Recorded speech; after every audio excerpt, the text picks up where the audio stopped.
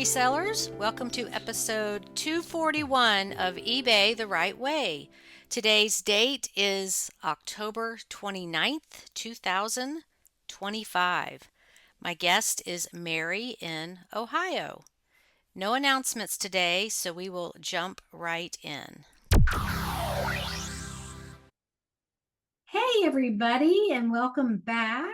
We have a little bit different of a format this week. We've got Mary with us. And how are you doing this morning? Good. How are you? I'm great. So I reached out to you to come on, and you said that you don't really do eBay anymore, but you do reselling on other platforms.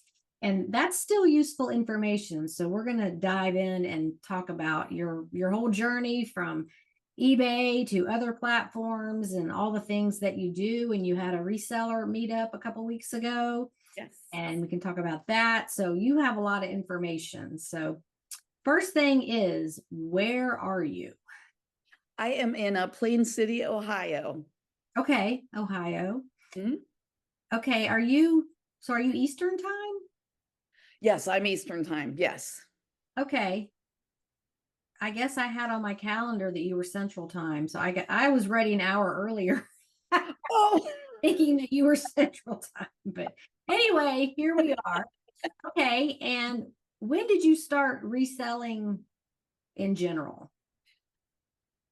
the first item I ever actually resold was in 2018, but I was selling like through Facebook, and then I started on eBay with my own stuff.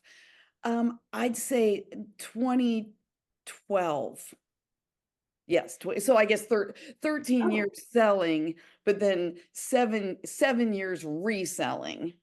okay. So how long did you stick with eBay?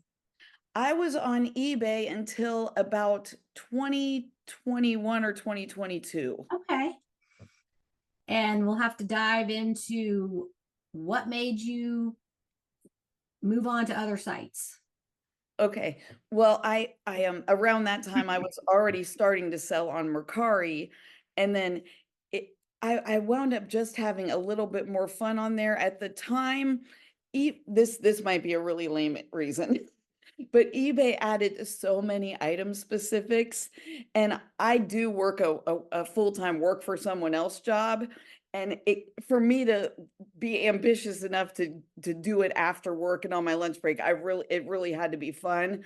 And it was taking me so long to list something and it was taking me a lot less time on there. And then eventually I started Poshmark, but I might have already been done with eBay by that time. But it was just taking me so much less time to get it listed on the other platform. So it wasn't like, oh, eBay was causing me all these problems, or it wasn't anything like that. It was just I wasn't having fun anymore because it was taking me so long. Right. Um, but when I started, it was a lot of, I remember it was a lot of bidding. Now maybe I just wasn't aware of the buy it nows as much, but I remember, at the very beginning, I was doing a lot of auctions. Right. Okay. So what type of items were you selling? At the very beginning, I wound up moving from a 3-bedroom, 3-story house to a 1-story, 1-bedroom apartment. And I had this garage full of stuff. It was a detached garage. It was full of stuff. I was really just downsizing. That was what got me. So I was selling things on Facebook, and then I started, it's like, oh, I can do this on eBay too. I had tried eBay years before, probably in the late 90s. I tried to sell one thing, it didn't sell, and of course I decided eBay didn't work. So it was many years later I gave it another chance. And it Okay. was that time. Well, I know that as a clothing seller, that the clothing item specifics have just gotten out of control. And I know it's eBay trying to make searches more efficient, because if you're looking for a red cardigan, button up, sweater, and then there's like 20 more item specifics, they're trying to accommodate the buyers and how they're searching. So that's why they keep adding these item specifics. And it does kind of drive you crazy. there's not as many on vintage items. And yeah, and that's, and I'm not a clothing seller. And so, but even what I was selling, it was, you know, a lot of vintage Christmas stuff at the beginning. And then, you know, I moved on to just other stuff that I had, but, and at the beginning, it wasn't like that. But I think around the time I was discovering these other platforms, that's when it was just like, oh my gosh, this is taking me forever. And it's just me being an impatient Italian. We aren't known for our patience. So, you know. Right, right. But yeah, I've noticed the item specifics can be a real drag. And some people just don't fill them in. And that's fine. A lot of them are irrelevant. Why are they even asking that theme and stuff like that? It's just doesn't even apply. But that's what it's all about, is they're trying to match search results with buyers looking for very specific items. So I feel you on how time consuming it can be to list when you've got all those item specifics. Mm-hmm. You went through your own home and you downsized some things. And so what made you pick, okay, Poshmark, you said Mercari, do you do Facebook Marketplace too? If I have a large item, I will do a Facebook Marketplace, but that's just yeah, if I just think it's way too big to ship or something. And now at the beginning, it was all Facebook groups. I don't even think we had Marketplace then. I don't think it was called Marketplace. I just did it in No. groups. Yeah. Right. It was just buy and sell groups. Right. And I would have repeat customers. That's, you know, you hear about repeat customers on eBay and everything's like, I had repeat customers on Facebook because I was getting right. like everything. Yeah. If it's local, they get to know you. Right. Right. Okay. So I think that was during the time when Poshmark was really taking off. Yeah, yeah. I wasn't as familiar with Poshmark until way later on in the game, but yeah, I know Poshmark is older than Mercari is, as far as in the United States. So were you selling clothing there? No, no, I'm not a clothing seller on Poshmark. No, So what do you sell there? well, my favorite, I do a lot of RA. So now my favorite things to sell are baby blankets, sheet sets, and shower curtains. Those are my favorite things to sell. So I don't do as much vintage. That's not to say I don't have anything vintage, but you know, because I'll pick up whatever, but mostly what I do is the retail. And those are my favorite things to sell. So for the listeners, RA stands for retail arbitrage. So explain that business model in case the listeners aren't familiar.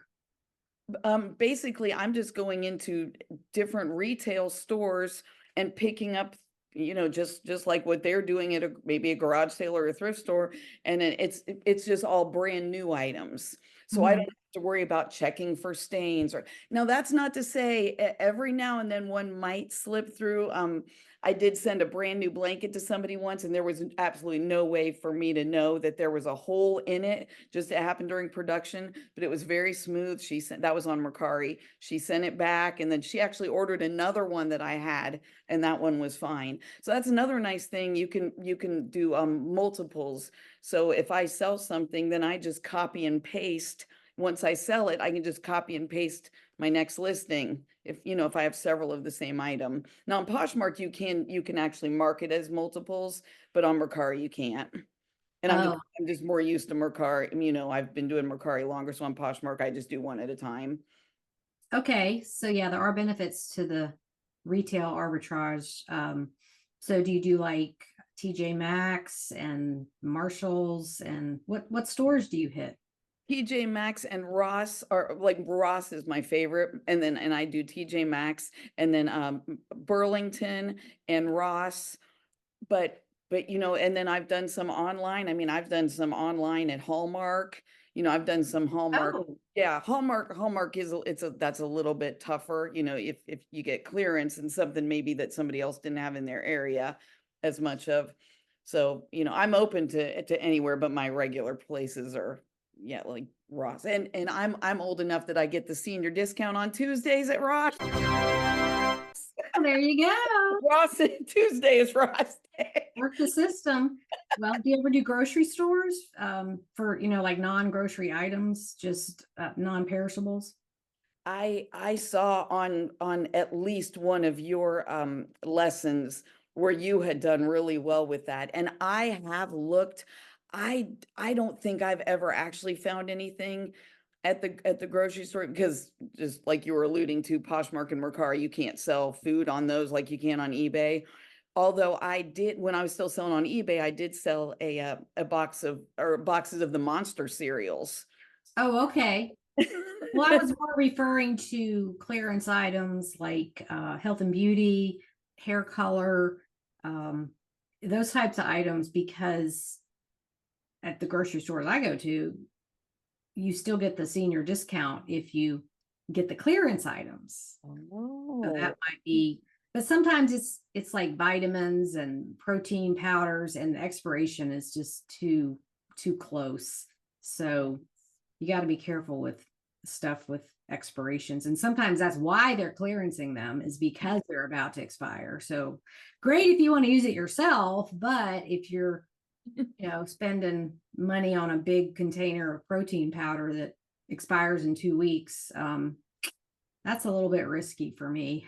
oh yeah, yeah. I mean, you might have to throw it away. I mean, that would have to be something with very high sell-through rate for you to get. Now Right. Ollie's, I don't know if you have an Ollie's where you Yes. are, Uh-huh. OLIE apostrophe S. I did do stuff like that there. I did buy some hair coloring there. And so I mean that's probably similar to Ross and stuff, but at Ollie's, um that I did buy hair color there and some other things there where they wouldn't have that stuff at Ross. Well, they no, Right. they might. I don't really hang out in the HBA section too much at Ross. So yeah, they might at Ross. But anyway, I haven't bought any of that there. I've bought it Okay. all. So what are you allowed to sell on Poshmark?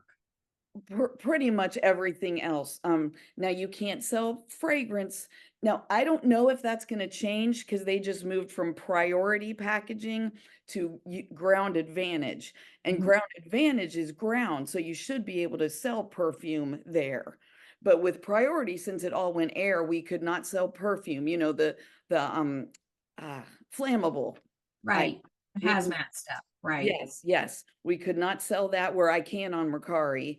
And food, you can't sell food on, but pretty much everything else. I really haven't run into anything else. Of course, your RX stuff, you can't sell that stuff on eBay either. Uh, Right.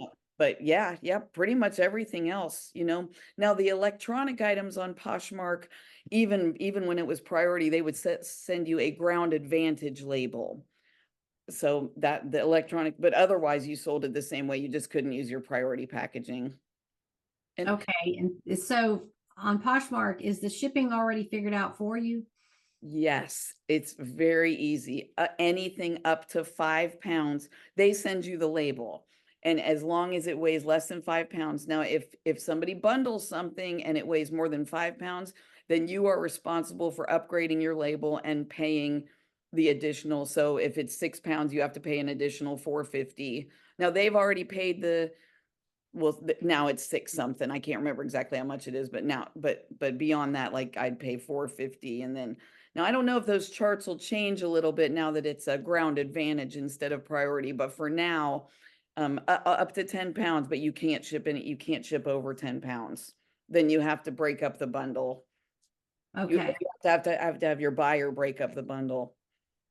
Well, I wanted to have you on because you said, well, I don't really sell on eBay anymore, but there's a lot of resellers out there that want to explore other platforms and just haven't pulled the trigger on it yet. Yes, yes. It's scary to try something new. Yeah, but I keep hearing how easy the shipping is on Poshmark. You don't really have to do all the, calculated shipping and, figure all that out. So it's just a set amount. So that makes life easier. And you never actually see the money. Whereas eBay, they pay you and then you have to pay for the Oh, label. right. Yeah, Uh-huh. you never even see that. Poshmark just, they keep that part, the buyer pays shipping. And I don't do free shipping, but if you do, then, then obviously they would take that out of what you charge, you charge the buyer, but I don't do free shipping on there. So, Mhm. Yeah, they just send you the label. So it's not like I have to deduct that shipping like you do on eBay. And same with Mercari, it's all flat rate, unless again, you decide to do free shipping, which I don't. Okay. It's all flat rate, but you choose which rate you want to go with on Mercari. So whether it's going to California or Ohio, and they've actually made theirs a little easier now too. Up 2 and 3 pounds is I go UPS, and then anything under a pound or under, I go USPS. Okay. But you pick that when you do the listing, and Okay. Well, where do you sell the most stuff? Which site? it actually goes back and forth. Ah, It's really, there are times when Mercari is not hopping and Poshmark is, then there's times when Poshmark isn't, Mercari is. So I'm glad I have both. oh, that's interesting. Huh. Mhm, mhm. So, how long have you been on Mercari? I don't think I was on Mercari yet. I'm gonna say around 2020, so 5 years. Hmm. And then Poshmark is probably it's 3 or 4, so just a Okay. little bit less. Yeah, because I tried it once and I didn't love it. And but then when I tried it again, I was able to pull it off, because there's a little more interaction with the closet sharing, and Hmm. you have to keep your things boosted in their algorithm. So, what about Amazon? No, I know, and I saw your video about Amazon too. And Well, and there was a time where, like, oh, it's opened up to third party sellers, and a lot of people jumped on that. And it went well for several years. And then it just got so complicated. And, they were gating the categories. Even if you've been selling in a category for years, you had to reapply to be a seller. And it was a lot of people lost quite a bit of money on inventory that was in the FBA warehouses because, oh, you can't sell that anymore. Or Amazon would get it in stock and just you were outpriced and couldn't sell it. And then you had to pay to get your stuff back, or just have them destroy it. And you're going to be out. You're either going to have to pay to get it back or have that inventory destroyed. And I hear from people all the time, just thousands of dollars, tens of thousands of dollars of inventory because Amazon kept changing the system, and just it became very difficult for the third party seller. So I'm just going to say you didn't really miss anything.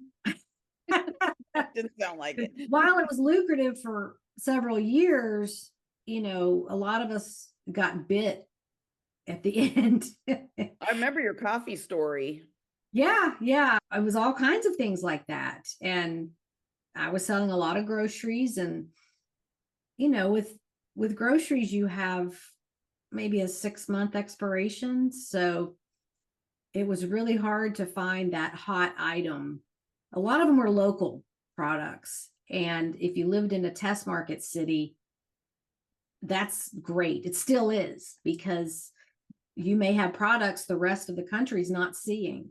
Because look up test market cities, listeners, see if you're in one, and look for things that aren't nationwide. And that's the way you can leverage your location if you want to get into something like that. But yeah, just it was quite disappointing that it ended that way.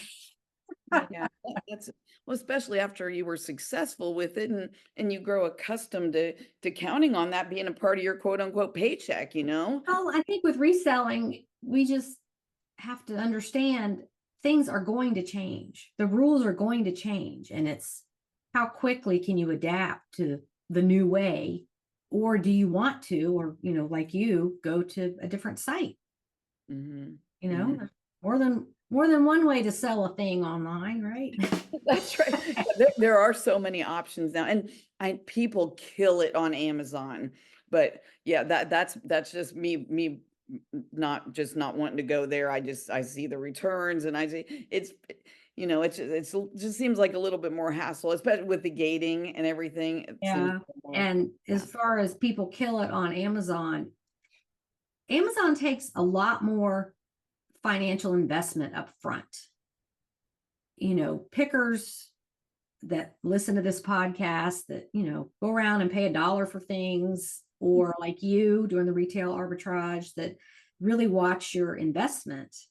Amazon takes a lot more money up front, and it's riskier. So, I mean, I feel like if you're doing retail arbitrage, there's probably some products that you might use. If this doesn't sell, I'll just use it. Right. Or give it as a gift, or donate it to a women's shelter or something like that. That's why I did with all those soaps. I bought all these little hotel soaps, and oh my gosh, I got them on an online estate sale that I went and picked up. I didn't have them shipped to me, but it was like 200 of them. I could not give those away on eBay. I tried different ways of packaging them, like in different lots and different types, and they were all vintage from all over the world. So I was like, when I moved, I was like, I am not moving these again. So they got donated. Someone will love them. They'll be worth something to somebody that is in a business like a women's shelter, a homeless shelter, whatever. But Deployed troops, they use those too. But where? Deployed troops. Oh yes, absolutely.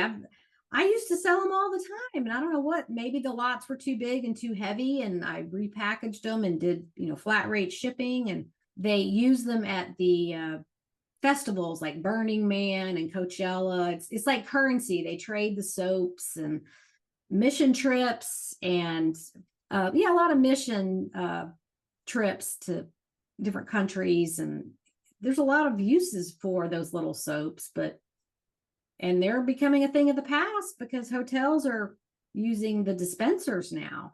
Yes. So I don't know. I couldn't make that work, but I'm free of them now.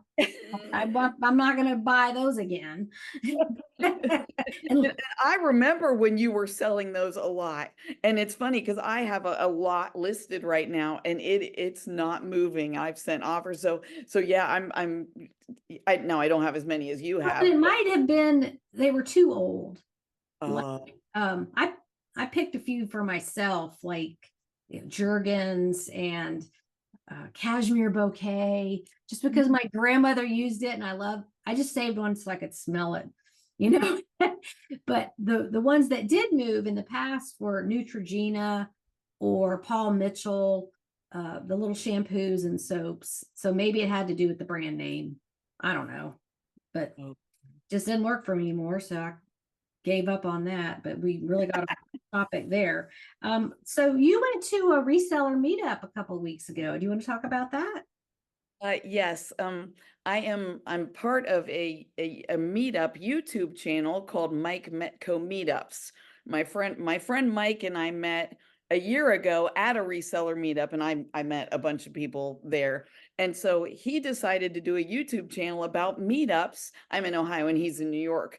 But yeah, we all met in Tennessee.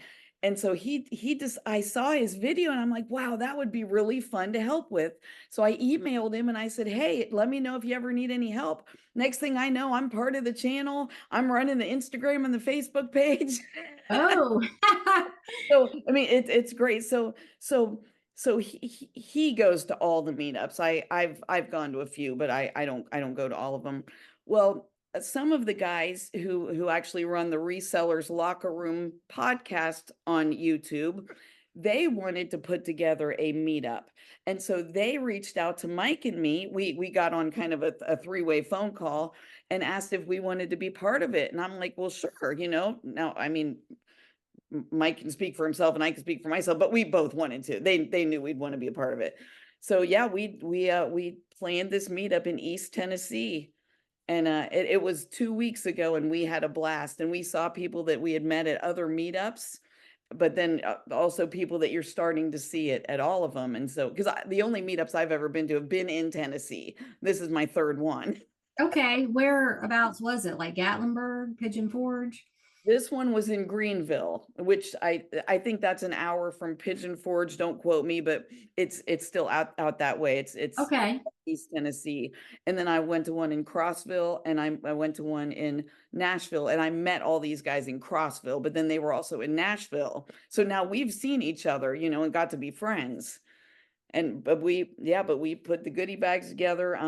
Ben is one of the members of the locker room. He got the venue together, the Moose Lodge, and it's a lot of work, but it was a lot of fun too. It was definitely a different vantage point planning it as opposed to just going and hanging out and partying. Right, right. But it was still great. How many people attended?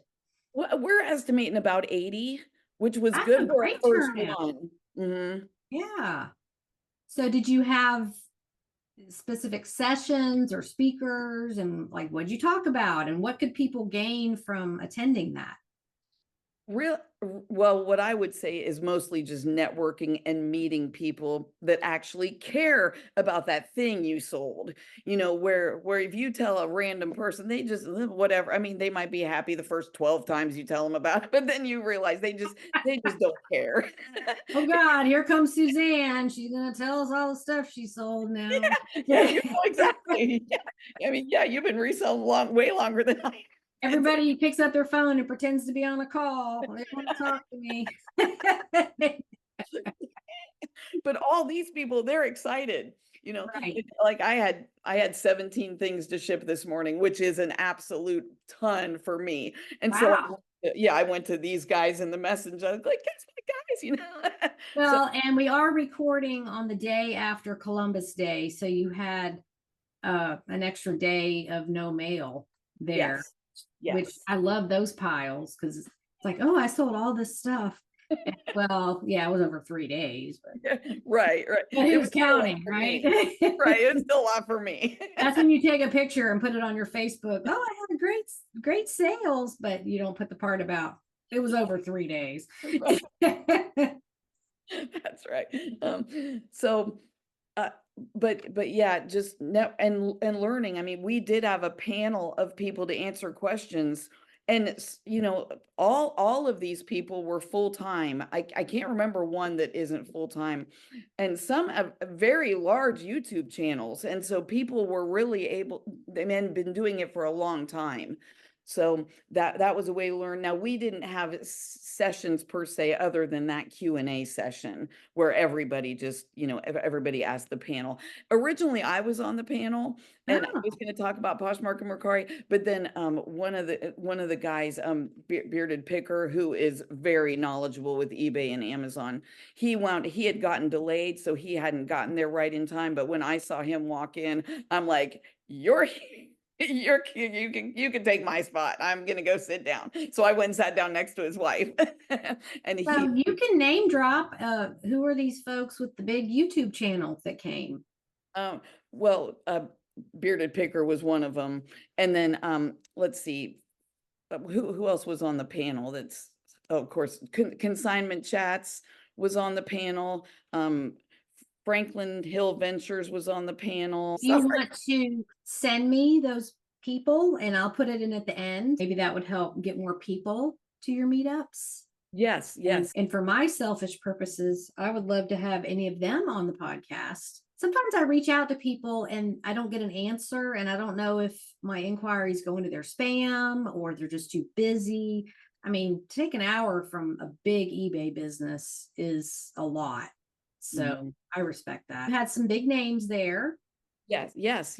And Bearded Picker would probably be the biggest. So Mhm. that as far as well, I'd say biggest, but he's just probably got a barely bigger channel than you. I mean, you have a big channel. Yeah, but I don't get the views like the ones that do the shopping and all that. So it's a little different. I appreciate every single subscriber, but you look at some of these channels and they'll do a shopping video and they'll get 20,000 views in one day.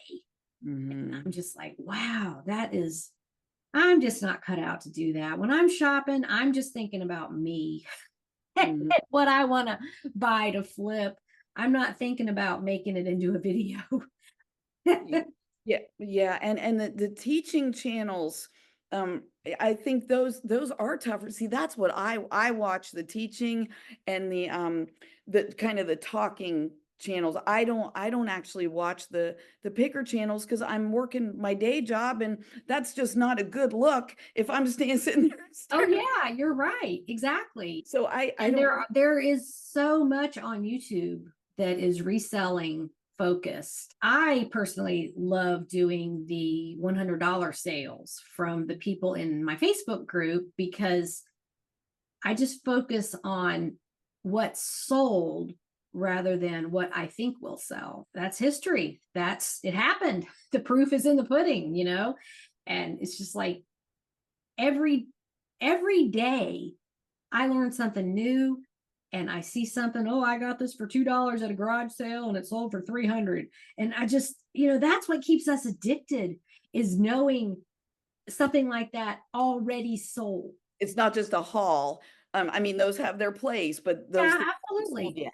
Those Yeah. haven't sold yet. And I think you have to enjoy the content you're making. So when Mhm. I'm putting together the $100 videos and like my sales update, I try to include teachable moments and say, okay, look for this item, look for who knew this would sell, and here's what people are doing with it, and all that kind of stuff. We had Trisha talking about vintage Christmas and the big fat bulbs that we used to have on the bushes outside and stuff. And it doesn't even matter if they work. People use them for crafts and decor and all that kind of stuff. And I didn't know that. I'm always thinking, oh, it has to work and be perfect. And I'm still trying to get over that. Sell it for parts. Doesn't matter. Yes, yes, because somebody could be really creative. Yeah, yeah. Well, same as Right. probably like jewelry lots with, single earrings and like what would I do with a single earring? Well, not much, but somebody that's crafty could do something with those. So it's Yeah. And as soon as you learn what a specific item is being used for, then you remember it. Get out there. So you don't do any kind of garage sales or estate sales or anything like that? I well, I'll go to a garage sale every now and then. I used to go to garage sales all the time before I got into RA. I would go to, and I have gone to a few estate sales, but I've never gone to too many of those. I used to go to thrift stores all the time. So it's just, just like all of us, it's just kind of evolved into the more the RA, because now if I go to a thrift store, I find I don't enjoy it as much as the RA. So Right. I'm doing so now, now ask me if I ever don't have a work for someone else job all day. Right. I may think a little bit more out of the box, but for right now, if I'm going to go on my lunch break, I want to do the thing that I'm going to enjoy the most. Right. It still makes me money. What is your regular job? Well, I'm a legal admin for a chemical company. Oh, that's serious work. Legal. Yeah, I mean it's a little bit different than working for an actual law firm, but yeah, I've been with this company for 27 years, but Oh, yeah, I was a temp the first 12 years. I wanted to raise my kids, and so I wanted to have a more flexible schedule. So I would go to work while they were at school, but then as they grew older and when they were grown, then I started actually applying for jobs, and then I got hired in legal. So I worked in tons of different divisions as a temp for the same company. My mom retired from there, my aunt retired from there, my uncle oh, retired from there. It's like okay. So can I ask what year you were born? 1967. Actually, I'll Okay. be 58 actually in less than 2 weeks. Okay. So you're a year younger than me. Yes. Is retirement on the horizon for you? Well, I I don't I'm not really ready to retire yet. I mean, I would like to have some kind of a date in mind, but now had I not been a temp for so long, I'd probably be a little closer. But so I've only actually been an employee for 15 years. Another thing reselling helped me do was get out of debt. And so I got out of debt in 2020. And so I didn't even start looking at retirement until after that. And so I'm probably a little bit behind. Well, So no, congratulations on getting out of debt. that's a huge thing. Number one, that you care, and number two, that you tackled that and did it. I really wanted to be on Dave Ramsey, and so I got to go be on his radio show in his studio in 2020. And Did so, you? Did you do the debt-free scream? uh Oh, okay. You'll have to send me a link to that if it's out there somewhere. it, it is. For that. It's unavailable, but if you have a link, you can send it to somebody because I guess they take things down after a while, but I can Right. still Yeah, get to it. Yeah. absolutely. Thank you. That is a huge accomplishment. I commend you on that. And well, reselling helped with that. So people listening, I mean, reselling brought me in the extra money to help do that, you know. And it probably helped having your kids grown and gone too. Yeah. They can get expensive. Yeah, that does give you a little bit more time. Right. Well, what do you see as the future for your reselling business? Are there any sites that you haven't tried that you want to delve into? I actually haven't tried any others. So basically I've tried Poshmark, eBay, Mercari, and Facebook Marketplace. So yeah, I've never tried Depop. Um, I think they're mostly clothes, and any of the clothes one, oh, and Etsy isn't really conducive to what I'm selling now. Right. So I really don't have plans to try those at this point. Just now, if my selling would evolve, I would be open to it, certainly, because I'm open to trying other platforms. But right now, I don't have plans to try other platforms other than what I'm on. Mm-hmm. So, okay, we're in the middle of the day on a Tuesday. So do you work from home on your Yes, regular job? Okay, okay. remote. Why why aren't you at work? Are you Well, taking the I'm day on off? lunch. I'm on lunch. Ah, that's right. Yeah. Okay. Okay. Good for I you. yeah, I can take my lunch break anytime. So yeah, I worked until we logged on, and then yeah, I'll go back to work afterwards. Okay. So yeah, you're familiar with Zoom then. That's the work at home person's best friend, right? Yeah. Okay. Well, can you talk about some of your maybe larger or interesting sales that you've had on Poshmark and Mercari? Recently I had one that was fun. I don't know that I would call it large, but it was kind of cool because it was so fast. So I was getting ready to fill out my Halloween cards. I worked at Hallmark for a long time, so I'm Oh, okay. card guy.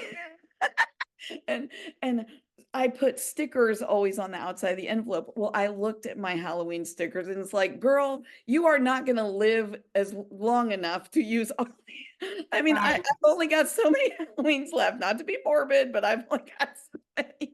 And I mean, I probably had 100 years worth of stickers left.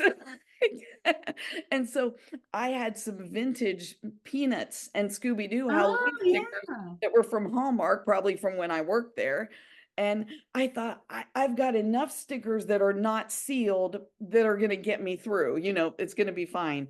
So I decided to lot those up together for $25. I got ready for bed, walked in the other room, cha-ching. I mean, it took like a half an hour. Oh my gosh. $25, no offer. And these were just 3 sealed packs of stickers that were sitting in my stickers that I was probably never going to get to anyway. Right. So, and no, that's not life-changing, a life-changing sale, but But it was, it's just something you had and like, oh, let me try this, throw it out there. And it was exactly what somebody wanted. and somebody who's living, right. Somebody who's living paycheck to paycheck, even after fees, it was probably $23. And so if you're, that could be grocery money, that could be, you know, Hey, it's something. yeah, yeah. Uh, one thing that I think is cool is when, like, I have my certain things that I really like to sell. If I'm walking around and I find a new brand, something that looks interesting, and then I look it up, and then I realize that's a good seller, and then come home and list it, and within a couple days, it's sold certain sheet sets or baby blankets, or um, I do like to find new brands that I didn't know about. I think that's always fun because it's not, you can only, oh, these stores only get so much. Right. they only get so much, and some things, are better than others. But when you find one where it's like, okay, they've got a few of these, let me try them, and then to look for these other things. So does Poshmark and Mercari have historical data like we have completed listings on eBay? Can you look up what it's sold for, or how are you doing that? Yes, yes, I can look. And I do use eBay sometimes if I can't find it, because obviously, I mean, eBay's a mammoth, Right. the only thing with eBay though is it only goes back 3 months, whereas, isn't that right? Not in, well, if you go into the eBay research tool that used to be Terapeak, it now goes back 3 years. Okay, oh, but I Yeah. wouldn't have access to that, right? Oh, sorry. Yeah, yeah. Everyone has it for free. It's Oh, attached, you can do it on the app, you can do it on the computer. And they made it free. And at first it was just on like the desktop and the laptop, but then it migrated to the app probably a year and a half ago. So that's outstanding for rare items, or like if you can't find it, you just keep increasing the time frame to go back and see if it's on there. But it can be overwhelming too if you've got something that there's thousands of. You don't want to go back 3 years on that, 30 to 90 days. But yeah, you could be using that to do your research. oh, okay. Thank you. Okay, because I do look on Poshmark and Mercari, but if I don't find it, then then I look a little bit further. Poshmark is big. It's not as big as eBay, but it is bigger than Mercari. So a lot of times you will be able to find at least what I sell. Between, especially on Poshmark, but to answer your question, yes. But thank you for the tip about Terapeak. But I find when I'm researching brands that name their styles, Athleta is one of them, and Anthropologie, like they'll have an item and it has a name, like the Tabitha coat. I don't know it has a name because I'm not a fashionista, but I'll drop that picture into Google Lens and it'll pull up Poshmark before eBay usually, because I feel like those people are maybe more knowledgeable about clothing, or maybe they've got that detail. And not that eBay sellers don't know it, but it just usually comes up first when I'm trying to find, does this specific item have a style name? Google Lens is very helpful on that and getting more information. So I use other sites to get more information if I don't know. I see some Mercari listings. It's usually Poshmark. And then if it's a vintage item, it might be Etsy. Oh yeah, yeah. So for the listeners, don't just stick with eBay. If you've got something you're trying to price correctly and it's maybe a little unusual, or there aren't very many of them on eBay, look at the other sites and see what's going for there. I think Etsy now shows sold listings. I think Oh, there's a way to see that, because sometimes I'll drop a photo in and it'll take me to Etsy and it'll say this item is no longer available. You can view something like view the sale or whatever, and it'll show you what it's sold for. So I did Etsy kind of when it first came out, and I just couldn't get any traction on it. I guess I was not selling the right things, but oh. Well, I I did try.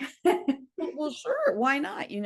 I do think the the site kind of got away from what they wanted it to be, and I Right. think they are trying to move back to that, because yeah, because I would see things on there that definitely weren't handmade and definitely weren't vintage. Yeah. So, And now they allow craft supplies and they keep expanding what they allow. But I really liked it when it was pretty much all vintage stuff. I would go on there and buy things, cool home decor pieces, or something an artisan would make. They'd show samples and they would make it in the color you chose and the font and all that stuff. So that is a very cool site. I just don't think it's cut out for me.